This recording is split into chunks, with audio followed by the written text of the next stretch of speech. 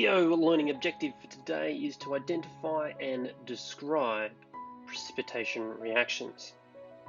And before we get into the nitty-gritty of it, we really need to basically understand what a precipitate is.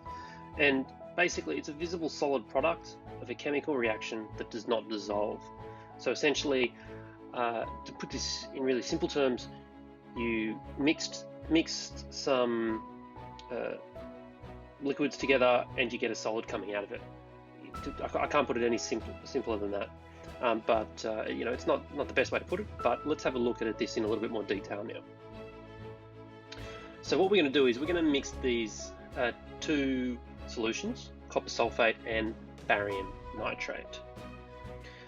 Now, if we look at our solubility chart, and I suggest you do get that out so you can confirm that what I'm saying is correct. We'll find that copper sulfate, because it's a sulfate, is soluble. And we'll also find that barium nitrate is soluble. So we're going to be mixing into the water two soluble solutions.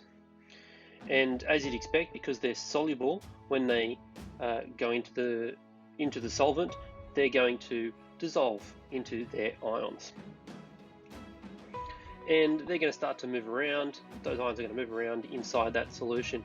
Now, it may just so happen that, as you can see here, a copper and a nitrate ion bump into each other, and they're going to potentially form a new molecule here. So copper nitrate is, if we look on our chart again, soluble. So it's not going to stay as that molecule. It's going to break apart into its respective ions. So off they go. Now what we can see here is we've got a barium and a sulfate. The green and yellow have now sort of come close to each other. So is it possible that a barium sulfate will form a precipitate? It is, according to our chart, insoluble, and therefore it is going to not dissolve. Therefore it forms what we call a precipitate, and it's going to fall out.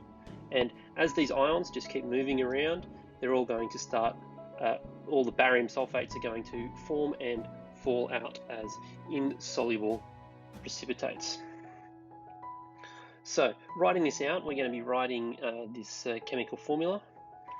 We have CuSO4 for copper sulfate and barium nitrate as BaNO3, copper nitrate and barium nitrate, as you can see. Now, what you will notice there is a little bit of the nomenclature again that we saw from the previous one. So please make sure you're comfortable with the idea of aqueous, and solid and gas. So let's just say this again now, essentially what we just saw. So when solutions of different ionic compounds are mixed, ions will move about and bump into each other. If two ions form a compound that is soluble, it will dissolve and return to two ions floating about in the solution. If the two ions form a compound that is insoluble, it's going to form a precipitate, solid, in the solution.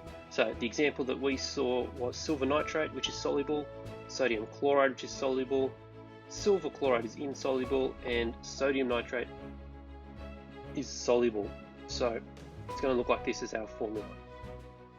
So essentially, all we're doing in a precipitation reaction is determining whether we're looking at, usually the products in a precipitation reaction are soluble, but it's worthwhile checking, and the reactants are, and the products. Sometimes they'll both be soluble and there'll be no precipitate. If one of them is insoluble, that is how we determine which one is the precipitate, and we do that purely by just looking at the solubility chart.